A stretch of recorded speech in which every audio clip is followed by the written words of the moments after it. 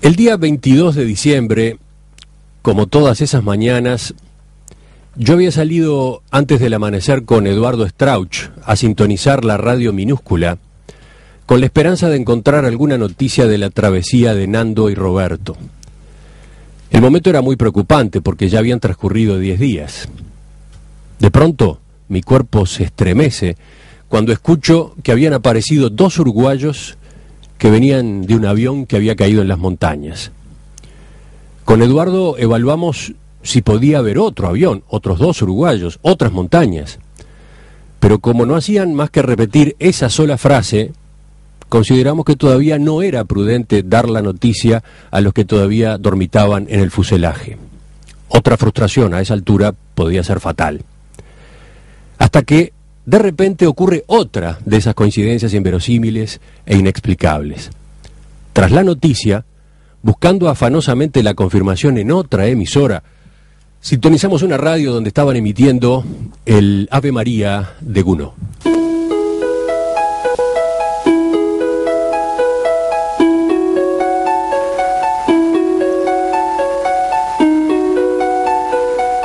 No sé por qué apareció ese Ave María en ese preciso momento en la radio que lograba sintonizar tan pocas frecuencias interrumpidas por la estática. Pero Eduardo lo interpretó sin margen a dudas. Eran Nando y Roberto, los 2 uruguayos que habían arribado a la vida eran Nando y Roberto.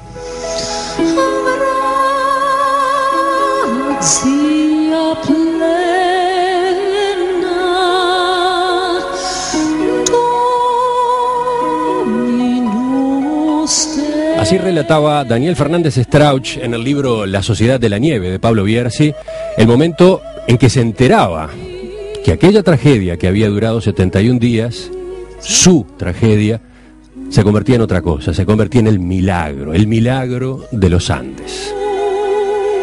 16 de los 45 pasajeros que viajaban en aquel avión Fairchild de la Fuerza Aérea Uruguaya que se estrelló contra la cordillera habían logrado sobrevivir contra todos los pronósticos posibles.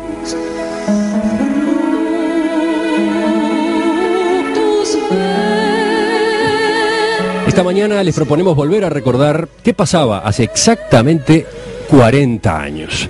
Cómo fueron aquellos primeros días posteriores al regreso a la vida y cómo se organizó la conferencia de prensa que poco después de Navidad se llevó a cabo en el Colegio Estela Maris de Carrasco, donde los sobrevivientes de los Andes revelaron los detalles de su epopeya.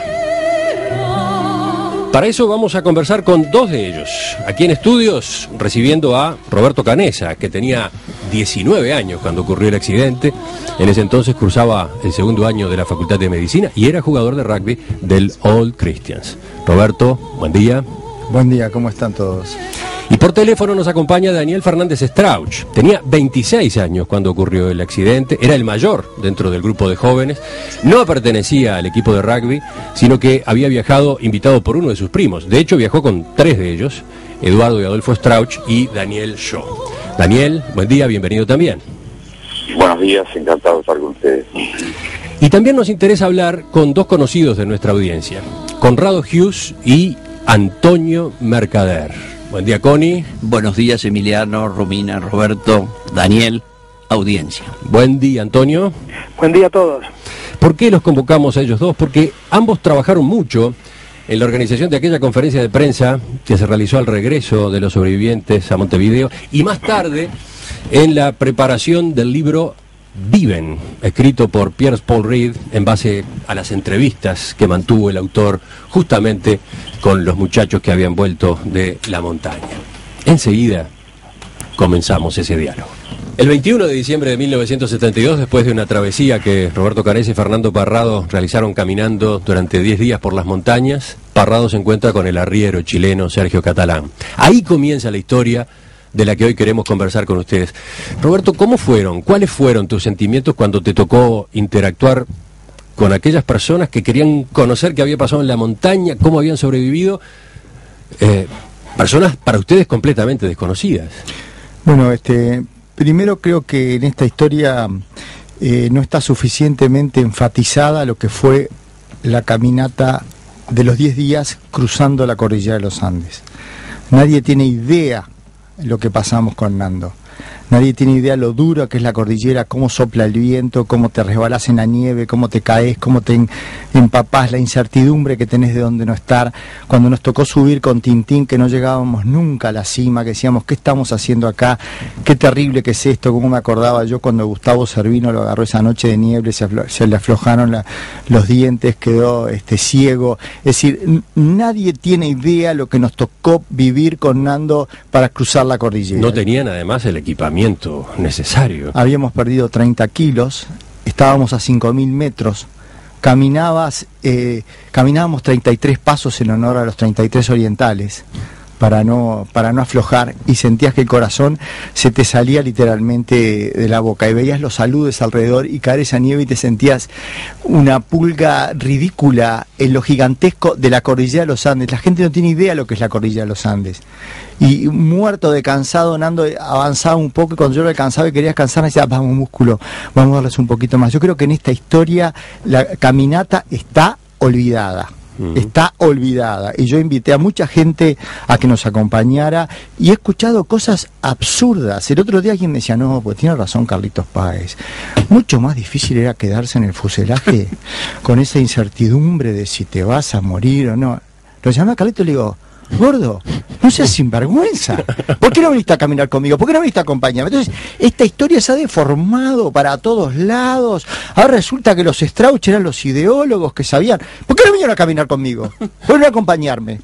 Yo tenía un entrenamiento impresionante, 19 años, Nando tampoco fumaba, tampoco nada, pero ¿sabe lo que era salir del fuselaje a treparte los Andes? Nadie lo sabe, y yo, tantos años después, me calienta que no sepan que acá salimos caminando nosotros de la cordillera para decirle estamos vivos a la gente. Que cada cual dio lo que pudo, es verdad, que cada cual se hinchó lo que pudo, pero Daniel, que estaba ahí en la cordillera, que diga lo que era vivir en los Andes y estar en ese lugar. Daniel, ya que estás allí, te podría preguntar cómo fue el momento en que vieron llegar el helicóptero, ese helicóptero que venía finalmente a rescatarlos. Sí, lo que dice Roberto es una gran verdad, ¿no? Porque nosotros siempre lo tuvimos muy en claro, que dependíamos 100% de ellos. Habían en el grupo algunos que quizás pudieran haber pensado en un plan B, pero si ellos no llegaban, evidentemente no íbamos a llegar ninguno de nosotros. El tema nuestro ahí en el fuselaje era mantener el espíritu alto de los que estaban más débiles y que evidentemente se iban a morir en pocos días. Caso de Roy Harley o de Cochinciarte, o bueno, 6 o 7 de los que estaban ahí ya venían muy mal. Pero sí, el reconocimiento total de lo que es caminar esa cordillera. Yo no hubiera podido caminar, evidentemente. Yo tenía 26 años, yo me consideraba un viejo ya, es decir, era un fumador, no hacía deporte, y no hubiera podido salir caminando por donde salieron ellos, eso es evidente. Y bueno, y le reconozco a Roberto que se ha deformado y se ha transformado en la cordillera del fuselaje y no en la otra. Esos 10 días son memorables. ¿El momento de la llegada de los helicópteros? El momento de la llegada de los helicópteros, bueno, ahí ya los estábamos esperando, digo, nosotros después que tuvimos que la tuve yo, porque yo era el que salía todas las mañanas a escuchar la radio, cuando tuve la confirmación de que eran ellos, bueno, la gran alegría y esperar los helicópteros, que demoraron una eternidad, porque esa era la pregunta, ¿no? ¿Cómo hicieron para que transcurrieran esas horas hasta el momento en que finalmente aparecieron los helicópteros? Sí, pero ya en ese momento, yo escuchaba la radio, la radio de ustedes, El Espectador, todas las mañanas, que eso es una cosa impresionante, ¿no? Que en el medio de la montaña, con esa radio chiquitita, escuchar el informativo del Espectador de las 7:30 hasta las 8 menos 10, donde me hacían interferencia los radioaficionados. Y ese día fue al revés. Ese día puse la radio y tuve una interferencia, no de radioaficionados, sino que una interferencia estática que me hacía un ruido y no la quería cambiar la emisora. Y al final, bueno, la ansiedad me hizo cambiar, y ahí es donde me encuentro con esa Ave María, que lo miro a Eduardo y Eduardo me dice, esta es la señal. Yo la noticia de los que estaban adentro del fuselaje se las di con el Ave María, no, fue la confirmación que supusimos que era. ¿Y cuál fue la reacción? ¿Cuál fue la reacción? ¿Creían que eso era posible? ¿Cómo manejaron la ansiedad? Todos ahí empezaron a festejar y bueno, y después yo salí de vuelta y ahí empecé a escuchar ya radios chilenas que ya estaban dando la noticia de que los helicópteros estaban prontos para salir y bueno, la confirmación de los nombres y de Nando y Roberto, ya ahí ya teníamos la certeza total. Y sabíamos que lo que estaba pasando con los helicópteros, que no podían salir porque había mucha niebla y el tiempo estaba feo. Y entonces esa espera fue brutal, fueron como 4 horas sentados esperando, digo. Pero bueno, cuando sentimos el ruido, digo, porque en esa inmensidad el ruido de los helicópteros se siente desde lejísimos y que se iba arrimando cada vez más y que después nos aparecen desde abajo esos 2 helicópteros, bueno, ese fue el fin de la espera. Mientras tanto, ¿qué pasaba aquí en Montevideo? Connie, tú habías sido compañero de 3 de los pasajeros del avión que se estrelló en la montaña. Claro, sí, yo había sido 3 de mi clase, en realidad, compañeros de cuadro, de juego, de diversión y de colegio, de todos los 26 de exalumnos, porque realmente yo, como además somos 5 hermanos, los que, digamos, Roberto era íntimo amigo de mi hermano Fernando, o Fito Strauch de mi hermano Vani, y por supuesto Gustavo Servino de la clase, y Roy Harley de la clase de mi hermano Román. Además integrabas la directiva del club de rugby, del All Christians. ¿Cómo recibiste la noticia de la aparición de los sobrevivientes, la confirmación de que, bueno, algunos estaban con vida y otros habían quedado en la montaña? Y yo lo único que recuerdo es el momento, es esas cosas como cuando dices, ¿dónde estabas tú en el día del acto de octubre del 84, de octubre del 83 en el obelisco? ¿Dónde estabas el día que se cayeron las torres?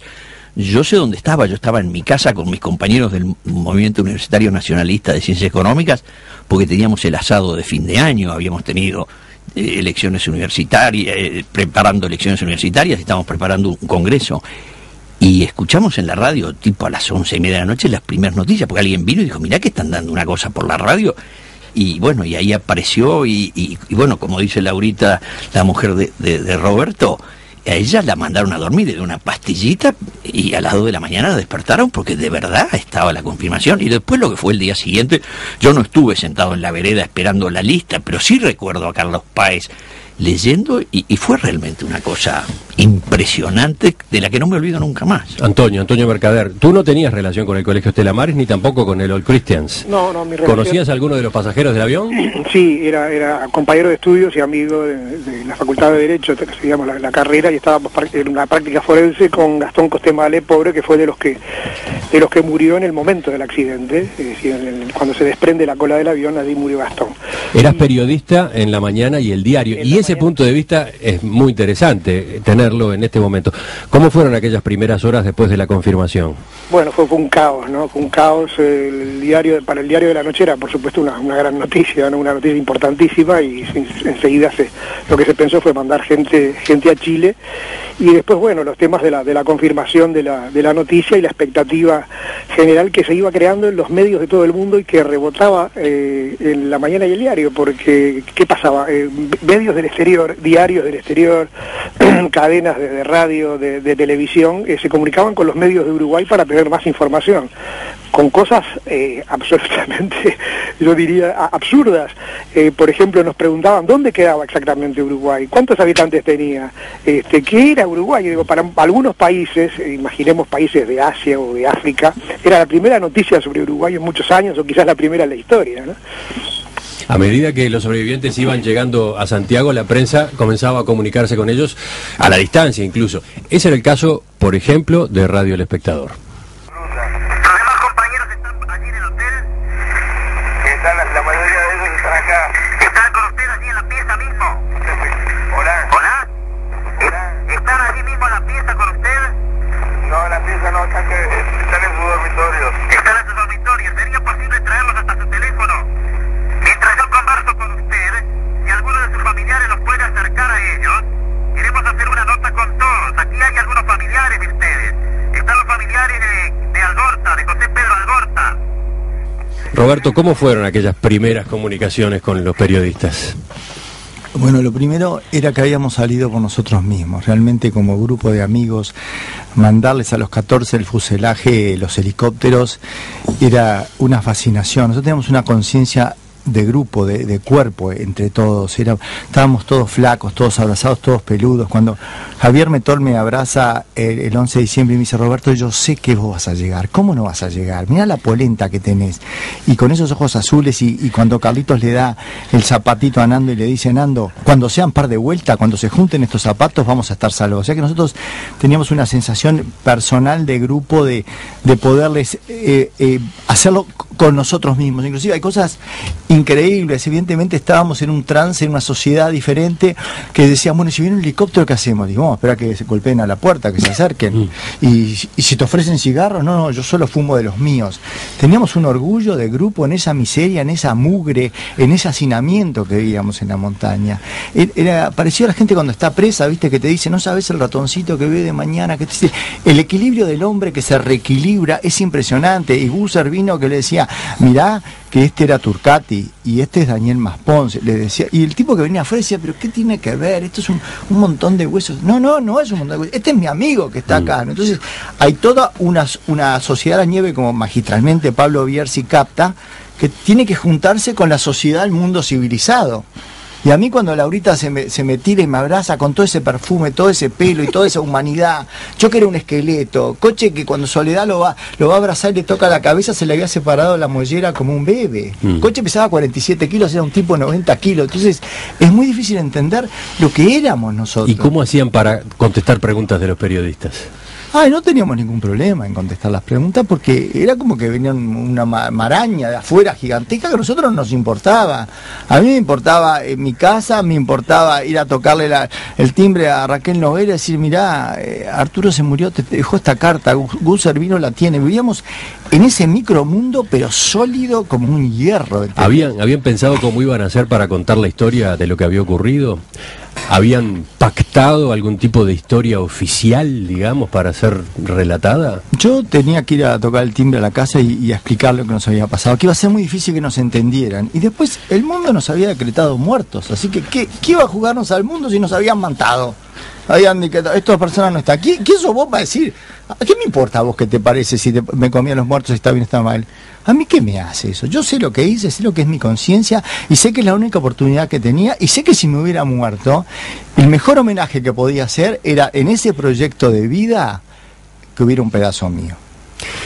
Estaba claro que el desafío más duro que tenían por delante era explicar qué habían comido para sobrevivir. Esta grabación que vamos a escuchar es un ejemplo de las dificultades que pasaron en aquellas primeras horas. ¿Cómo pudieron sobrevivir ustedes? ¿De qué se alimentaban? Bueno, sobre el tema, no, sí, no contestar. Nosotros nos cedían los alimentos para que estuviéramos fuertes a los que hacíamos las excursiones, y fue realmente racionada a muerte. Los demás comían poquísimo y no había casi comida. Ese es Roberto, Claro, ese es Roberto. Es una pregunta que a mí me pareció que estaba tocando mi intimidad. Contame la luna de miel, ¿cómo fue la relación con tu mujer? ¿Qué ropa le sacaste primero? ¿Qué parte del cuerpo le tocaste? Nosotros éramos un grupo de gente que teníamos esa intimidad, ese grupo, y este señor de afuera, así de la nada, viene a preguntarme, ¿no? Entonces, nos sentimos totalmente invadidos de esa pregunta que me arropa, que evidentemente, si en ese momento hubiéramos lanzado la noticia al mundo, hubiera explotado todo, porque en esta historia, lo importante no es que tuvimos que usar los muertos, lo importante es que sobrevivimos, porque cuando estábamos ahí, y viene de la BBC de Londres a los Maitenes, dice, es increíble que estén vivos, nadie sabía nada de todo eso de la historia. Es impresionante como en la Estrella de los Andes el mundo quiere imponerle el corset de sus conceptos y sus dogmas en lugar de enriquecerse de cómo fue realmente este comportamiento. No, pues lo más importante para ustedes era eso. No era lo más importante. Lo más importante era sentir que sentías tu casa y que decías, mamá, voy a volver. Y decirle a Laurita, mi novia, no me esperes más, búscate a otro. Eso es lo que estaba, el motor de la cordillera. Daniel, ¿tú habías pensado cómo ibas a explicar esta parte de la historia? No, yo no había pensado nada, pienso exactamente igual que Roberto, ese tema fue lo que hizo explotar nuestra historia, pero para mí eso era una cosa más de las que habíamos pasado ahí adentro, o sea que ya a mí no se me planteó nunca. Mirá cómo sería la cosa. Te voy a contar algo de antes para que veas lo que era ese grupo. Cuando yo escucho en la radio 4 días antes de que ellos lleguen de que unos helicópteros habían visto una cruz que nosotros teníamos al costado del avión, que la hacíamos todos los días, a ver de qué se trataba. Y yo les doy la noticia de que habían visto una cruz y después sentimos los helicópteros, que nunca los llegamos a ver, y después los helicópteros se fueron, y al otro día ustedes dan la noticia de que era una cruz meteorológica que medía la cantidad de nieve que iba a haber en la cantidad de agua que iba a haber en los deshielos. ¿Cuál fue la explicación? Menos mal que no nos vieron esos helicópteros, porque estos tipos hace 7 días que están caminando y si ahora vienen los helicópteros se van a llevar ellos lo que les corresponde a Nando y a Roberto. Digo, ese fue el consuelo que tuvimos, o sea que ese grupo dijo, la vamos a hacer por nosotros y la hicimos por nosotros, y que nos cortaran la historia al final era realmente muy triste. Y con respecto a la pregunta tuya de cuando yo fui el primero que vine a Montevideo, yo esa noche tuve una conversación con el espectador que me hizo una nota en el hospital de San Fernando y les pedí que se conectaran con mi familia y se iban a ir todos para Chile al otro día y les dije no se vayan, que yo estoy lo más bien y me voy yo para Montevideo. Sí. Cuando llegué a Montevideo, fuiste el primero que volvió, llegaste precisamente el 24 de diciembre, hace hoy 40 años. Porque digo, estuvo apoyando en casa de que no tuviera prensa y que tuviera familia y amigos, pero sí, yo me recibí todas esas preguntas. ¿Cómo fue? ¿Por qué resolviste volverte solo? ¿Por qué te viniste primero? ¿Verdad? ¿Por qué te volviste primero tú? Y yo me volví primero, bueno, porque yo me sentía que estaba bien y me parecía absurdo hacer viajar a todos hacia Chile, digo, cuando yo me podía volver. Nosotros éramos 3 primos. Y la probabilidad que en 16 los 3 estuviéramos vivos era muy baja y entonces, bueno, se tiró una monedita y le tocó al padre de Eduardo ir a Chile. Y cuando estuvo la confirmación de la lista, yo tuve esa llamada por teléfono donde le dije, no se vengan, que yo me voy mañana. O sea que yo me vine para Montevideo el 24 en el avión, conmigo venía François, pero François lo traía medio dopado atrás, o sea que yo no lo vi en todo el viaje. ¿Y cómo fue aquella Nochebuena? De Carrasco, ahí me di cuenta de lo que era el tema prensa y bueno, y sobre todo en mi casa. Te preguntaba, ¿cómo pasaste aquella Nochebuena? ¿Qué? ¿Cómo pasaste aquella Nochebuena? Sí, bueno, era una de las cosas que yo decía para mantenerle el espíritu alto, decir, quédense tranquilos que yo la Navidad la voy a pasar en mi casa, y la pasé al final. ¿Pero cómo fue? ¿Cómo fue? Sí, no te escucho. ¿Tenemos algún problema con la comunicación? Sí. No, la pregunta es ¿cómo fue aquella Nochebuena? No fue una Nochebuena cualquiera. No, fue una Nochebuena diferente, evidentemente. Digo, bueno, pero en mi casa me estaban esperando. Digo, eso, bueno, la Sociedad de la Nieve lo plasma bastante bien y bueno, o sea, ahí yo pensé que ahí se cerraba el libro y empezaba nuevamente la vida. Digo, la meta era volver y reencontrarme con mi familia y se había cumplido. Pero lamentablemente no fue así. ¿Qué quiere decir que lamentablemente no fue así? No, porque la historia siguió, no seguían haciendo preguntas. Yo pensaba, después vino el libro Viven y dijimos, bueno, acá está la verdad y acá se terminó todo, y tampoco fue así. Digo, nos siguieron haciendo preguntas permanentemente y bueno, ya han pasado 40 años y la historia sigue latente, y ustedes ahora nos están haciendo una nota y yo pienso, desgracias hay todos los días, y ahora con los medios de comunicación que tenemos, digo, nos enteramos al instante, y si en cambio todas van pasando y esta va quedando, esta quedó por algo, y bueno, esta está, digo, la gente que ahora nos pregunta y que va a las charlas nuestras, es gente que no había nacido cuando sucedieron los hechos, y o sea que se va pasando de generación en generación y sigue importándole a todo el mundo. Roberto, ¿y ustedes que se quedaron en esas primeras horas, en esos primeros días en Chile, cómo pasaron la Nochebuena? Muy bien, espectacular. Enseguida nos llegaron los apoyos de la comunidad de LOL Cristian. Nosotros pertenecemos a un grupo de gente maravillosa. con el ejemplo de esos curas de 24 años que vinieron de la pobreza de Irlanda a enseñarnos del estoicismo, con esos curas que los padres iban, no sabían dónde ir, iban a brother, ¿qué va a hacer? ¿Qué va a pasar? ¿Va a ser una misa? Y los brothers me decían, pero ¿yo qué le puedo decir? ¿Qué puedo hacer?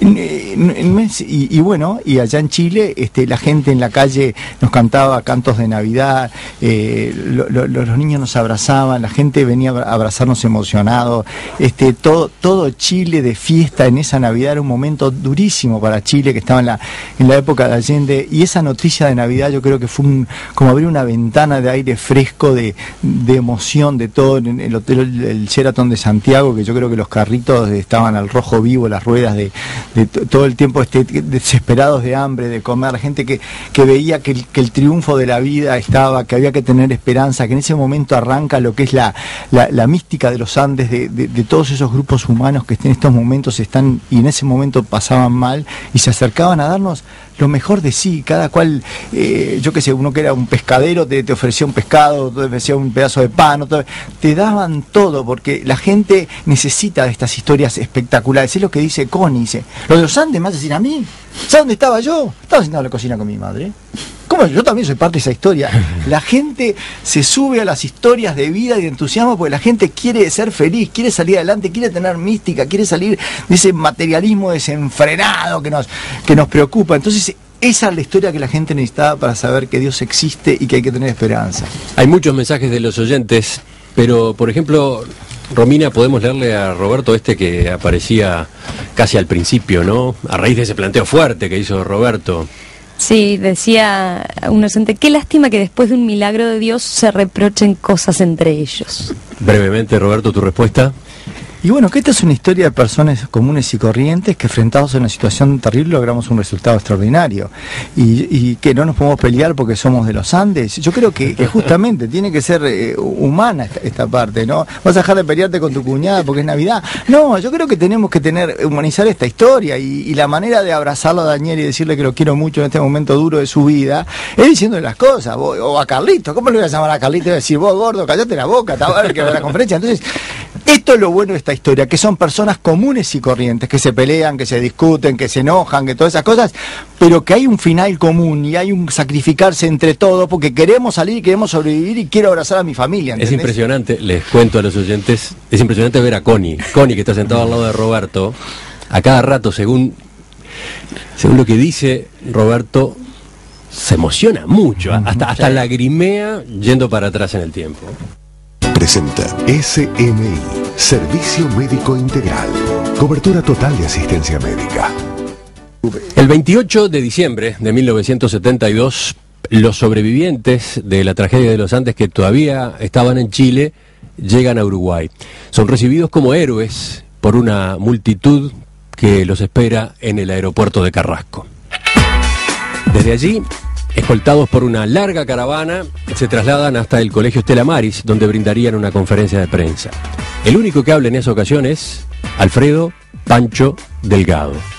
Su mensaje resulta absolutamente impactante.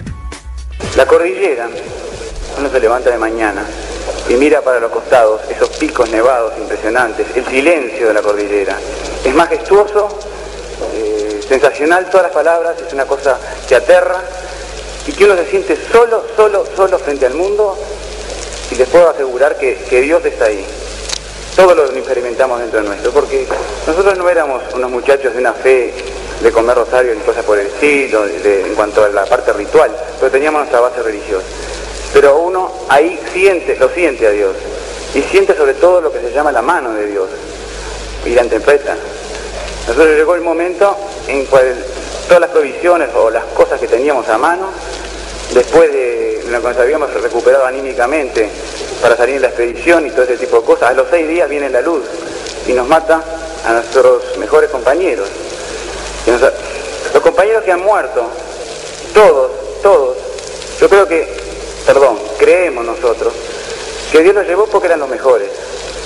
Porque cada uno, en su momento, cuando murió, nos dejó a todos una enseñanza, un ejemplo de valor, de formación.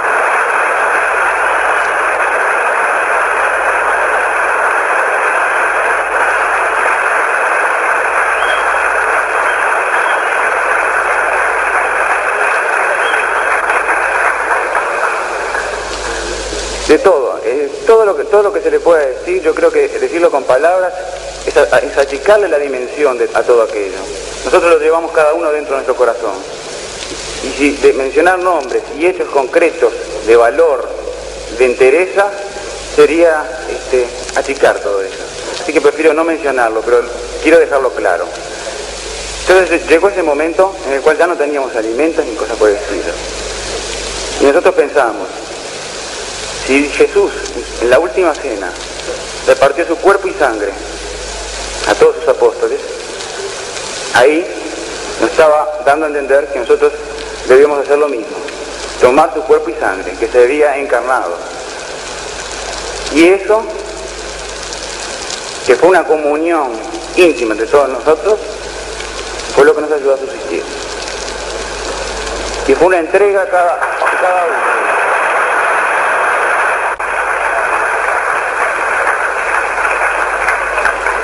Nosotros no queremos que esto, que es para nosotros una cosa íntima, sea ni manoseada ni tocada, cosas por el estilo. Nosotros en países extranjeros tratamos de hablar esto con la altura mayor posible. A ustedes que son nuestro propio país, se lo decimos como debe ser, pero debe ser interpretado y tomado en su real dimensión. Y tienen que pensar en todo lo grande que fueron aquellos muchachos.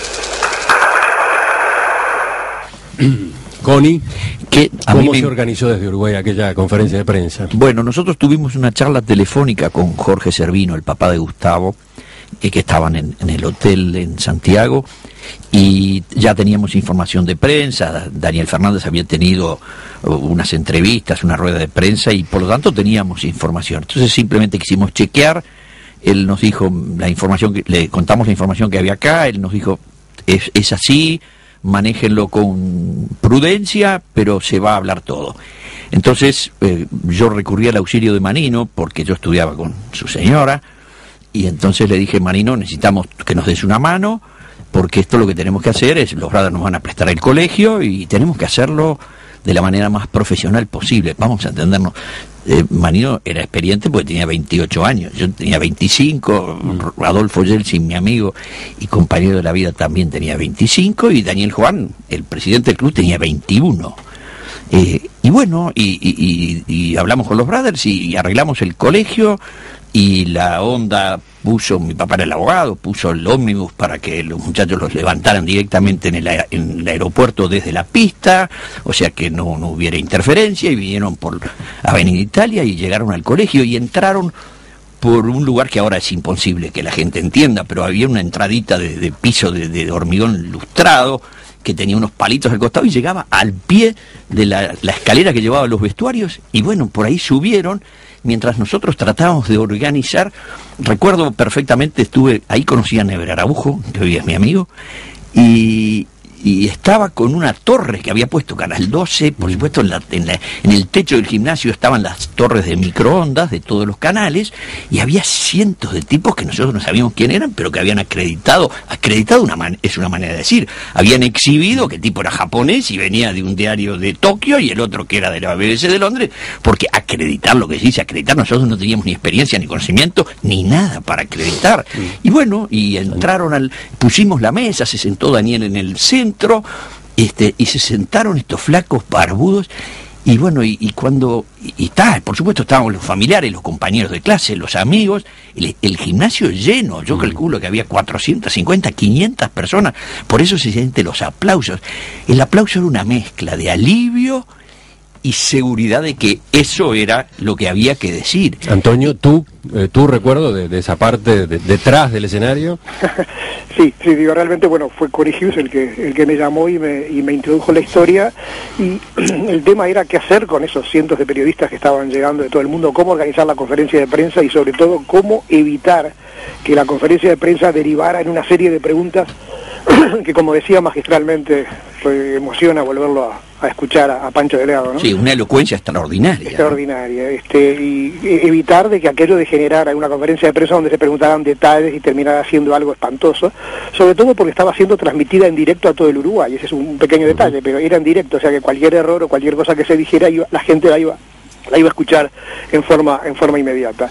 Y bueno, la organización de aquello fue por todo ese grupo fantástico de la directiva de LOL Christian, que integraba Connie, Daniel Juan, Adolfo Yelsi y otros, y todos alumnos, exalumnos, que ahí el colegio realmente demostró la disciplina y la unidad que tenía, porque ayudaron todos, ¿no? Los alumnos, los muchachos. Yo me acuerdo que fui el día antes y cómo los brados, los hermanos estaban preparando allí a los muchachos las cosas que tenían que hacer, cómo tenían que dirigir.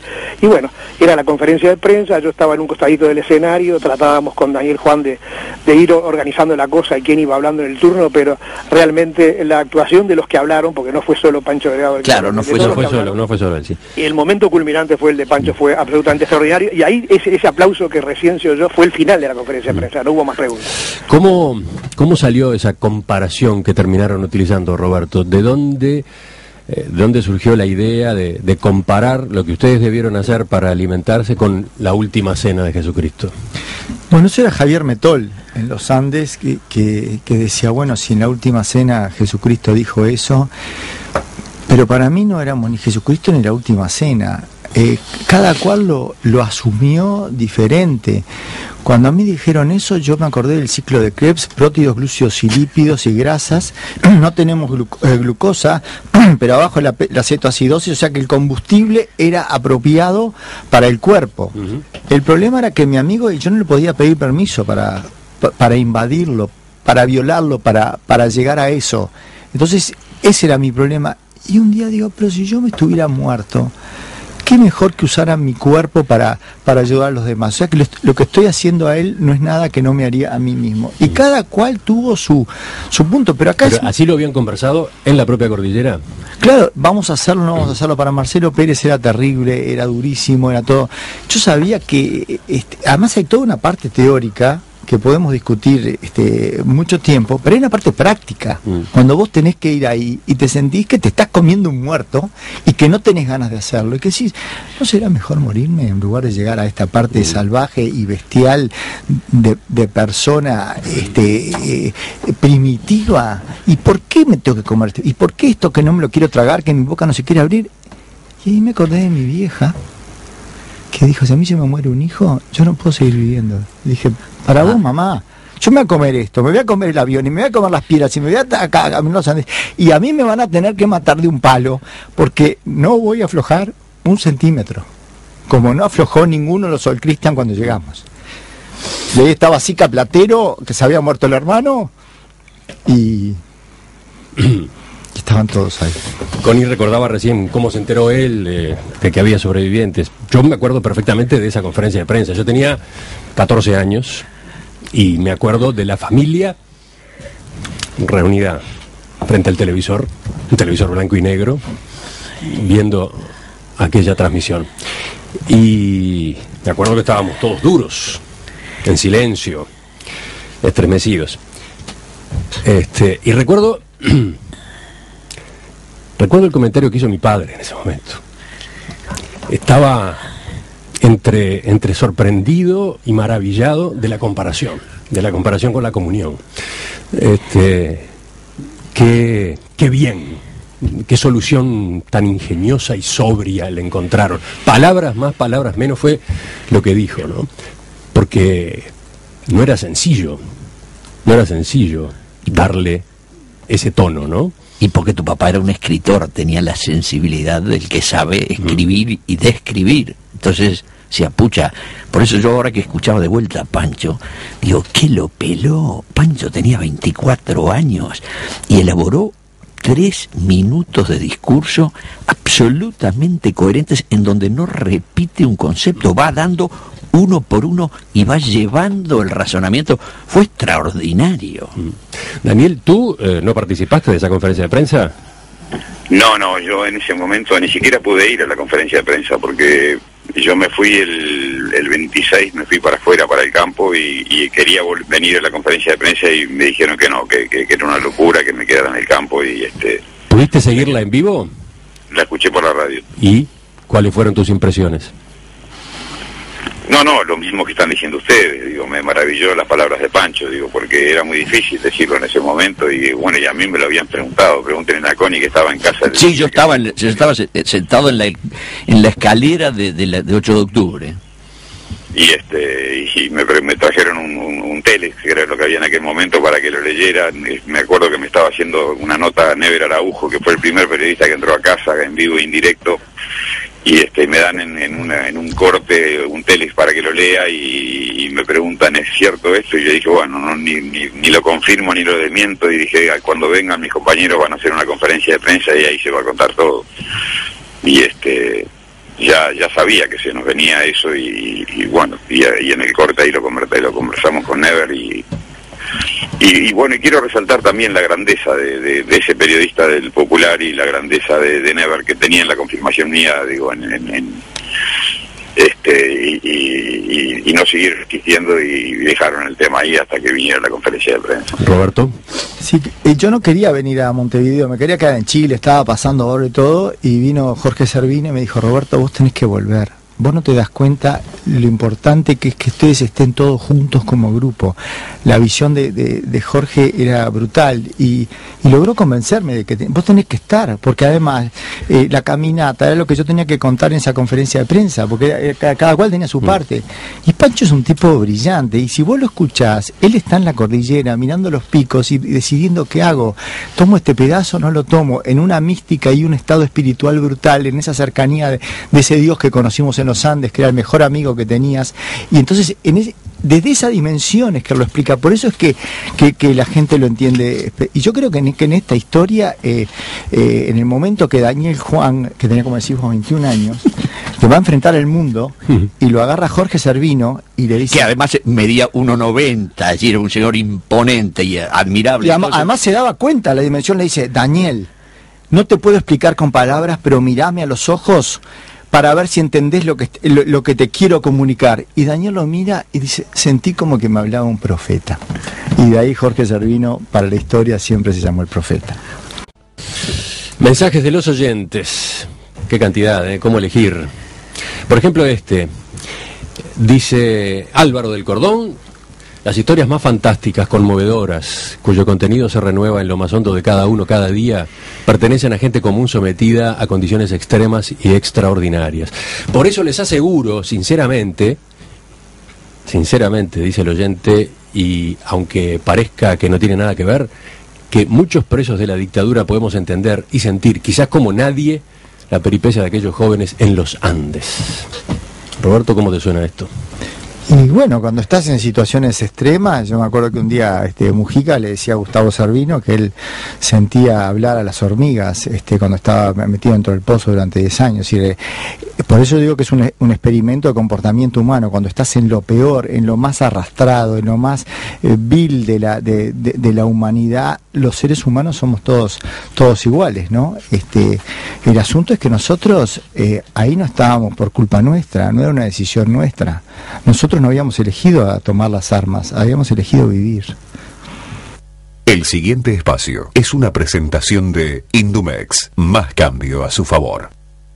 Continuamos en Perspectiva. Estamos esta mañana con Roberto Canessa, con Daniel Fernández Strauch, con Conrado Hughes y Antonio Mercader, a 40 años del milagro de los Andes, o de la hazaña de los Andes, como ustedes prefieran llamarla.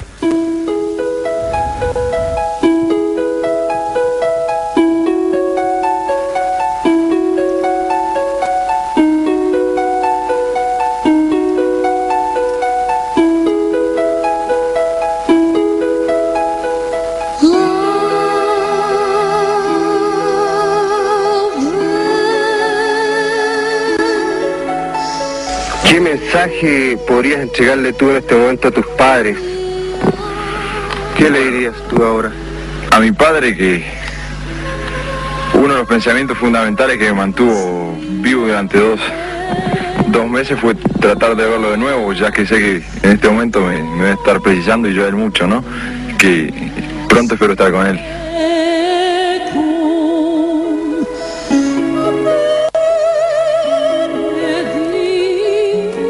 Los uruguayos aún no hemos terminado de asumir la odisea de los Andes como la hazaña que fue.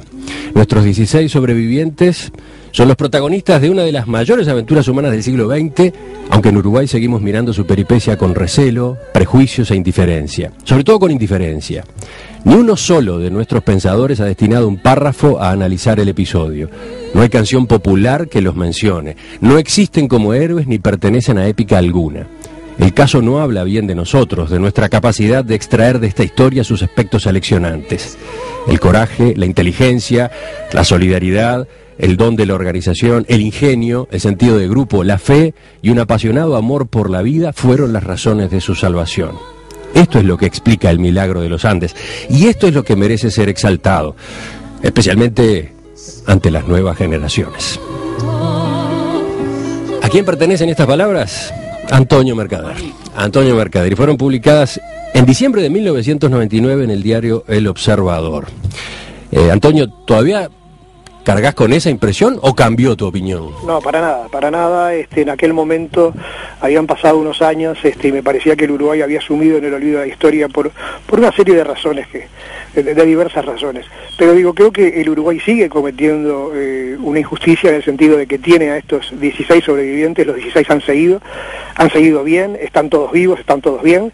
Creo que el país no ha sabido analizar ni extraer de esta historia sus valores positivos. Yo hace poco lo dije en la radio y lo vuelvo a repetir. Este país durante muchos años veneró a Obdulio Varela por aquella gesta de Maracaná, se había cargado la pelota bajo el brazo. Y yo dije, bueno, allí en los Andes, entre otras cosas, tenemos a uno de los sobrevivientes que cargó a un compañero en sus brazos y nadie lo recuerda, nadie menciona lo que fue esa gesta, lo que contaba Roberto, ¿no? La escalada de los Andes, los actos de solidaridad, de fraternidad que hubo entre ellos. Nadie los toma en cuenta en su país, bueno, quizás por aquello de que nadie es profeta en su tierra, pero el tiempo llegará, el tiempo del reconocimiento llegará, y el reconocimiento que hay hoy en el mundo, bueno, es bastante elocuente por sí, ¿no? Roberto. Bueno, yo quiero mandar un saludo a Lalo Larregui, que es del Partido Socialista de allá de, creo que 33, que nos trajo una canción desde el corazón. Nos han llegado algunas canciones, algunas cosas que han hecho, y quiero que escuchen lo que dice Nando en ese momento, que perdió a la madre, perdió a la hermana, y está contento y le manda un saludo al padre. Yo creo que ese es el espíritu de la Navidad. Si nos han pasado cosas terribles este año, y algunas maravillosas, y Nando apuesta a lo maravilloso. Nandito, en ese momento, 24 años, se murió el padre, los periodistas ahí acosándolo, y él le apuesta a la vida. Daniel, tú acabas de publicar este año un libro, otro de los libros que se han publicado a propósito de aquella gesta. En este caso el título es Regreso a la montaña, una guía de supervivencia espiritual. ¿Por qué ese libro? De algún modo es la necesidad de profundizar en la comunicación a propósito de hechos que ustedes también entienden que no están suficientemente asumidos. Sí, eso creo que es lo que pretendía hacer con ese libro. Se llama Regreso a la montaña, es mi regreso espiritual a la montaña, porque yo físicamente nunca más volví, y dije, bueno, se cumplen 40 años, creo que es momento de volver a la montaña y comparar lo que era aquello y lo que es esto donde estamos viviendo ahora. Y para decirle al mensaje que hubo que nos criticaba, porque lo criticaba Roberto porque decía cosas de los compañeros, digo, yo reconozco, en la montaña tuvimos discrepancias como hay en cualquier grupo humano, pero pudimos vivir en comunión y logramos convertir ese desierto espantoso que era la cordillera en una fábrica de esperanza y de amistad. Y entonces eso es lo que el mensaje que hay, digo, que cuando uno está peor también puede lograr ese tipo de cosas. ¿Estos 40 años que se cumplen en 2012, Roberto, marcan algún cambio en esta historia o en la divulgación y la comprensión de esta historia? Y sin lugar a dudas, Anoche en casa, el 22, la fiesta de salir los sobrevivientes de los Andes, estaba Raquel Nicolich, estaba Bimba, que la madre de Diego Storm, invitamos a los Nicola también, y brindamos todos juntos, y estaba la hermana de Chavarren, y estábamos bailando juntos porque... A ver, para los oyentes, quizás no todos esos nombres suenan. ¿Qué particularidad tenía el hecho de que estuvieran ellos? Que fallecieron sus familiares en los Andes. ¿Dos hijos? Sí. 2 hijos y un hermano, ¿no? Y un hermano, inclusive Chavarren no iba al colegio, el Vasquito lo conocimos ahí en el avión. Te lo presentaron en el fuselaje, porque en Mendoza ni lo conociste. A mí la primera noche me abraza Cochinciarte, me estoy muriendo de frío, por favor abrazame, y ahí ya comenzó lo que fue lo de los Andes. Y ahora, 40 años después, me abrazo con la hermana del Vasquito, Raquel Nicolich, que nos apoyó desde el primer momento. A estos muchachos hay que apoyarlos, hay que ayudarlos, porque la gente nos veía como héroes, y éramos los más vulnerables que existían, no sabíamos qué íbamos a hacer, si la facultad estaba, si no estaba, dónde iban nuestras casas, no teníamos fuerza para nada, estábamos ahí en ese momento, y entonces la fiesta de ayer, de 40 años después, de estar junto con ellos, de admirar la grandeza desde su tristeza, venimos a dar un abrazo y decir, vamos a seguir juntos. Entonces, yo creo que estos 40 años sin duda marcan un hito. Soy abuelo, como decía Nando almorzando el 21 en casa, te das cuenta que estábamos con Sergio Catalán y me dice Nando, vos músculo, si nos hubieran dicho firmás por 10 años de vida, hubiéramos firmado con las 2 manos. Es que hubiéramos firmado por cadena perpetua, porque para nosotros en los Andes, cadena perpetua, un hotel de 5 estrellas, tenés donde comer, donde dormir, no tenés saludes, porque era lo mal que estábamos en ese lugar, agobiados por la muerte constantemente. Entonces, 40 años después, soy abuelo. Daniel, esta Nochebuena del año 2012, ¿para ti tendrá alguna connotación especial? Sí, evidentemente, es una pero estas son 40 años, digo, no sé la fecha, digo, si fueran 39 capaz que era lo mismo, digo, pero evidentemente es lo que dice Roberto, digo, es que salimos 16 y ahora somos 140 y bueno, yo lamentablemente este año no pude estar en la fiesta del 22, pero así como Roberto contaba de quienes estaban ahí en la Fundación Viven, tenemos a la hermana del Vasco en el consejo y los Nicola y estuvo el arquitecto Nicolich hasta que falleció integrándolo también, digo, somos una gran familia y bueno, y brindemos por todo eso que quedó y esos amigos nuevos que nos hicimos ahí. Connie, larga algo de eso que tenés atragantado ahí. No, yo simplemente lo tuiteaba ayer, cuando veía la nota anunciando lo de la radio, digo, entonces tenía 25 años, ahora con 65, y como dice Roberto, como abuelo, realmente estoy esperando poder tener un diálogo suficiente con mi nieto Juan Martín, que es el más grande, para un día contarle estas historias de su abuelo cuando era joven.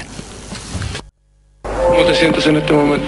En este momento me siento casi feliz porque voy a sacar a los compañeros. Hasta que no los saque no voy a ser feliz completamente, y por los compañeros que fallecieron estoy contento porque sé que están en el cielo. ¿Cuántos sobrevivientes hay allá? En este momento dejamos 14 compañeros.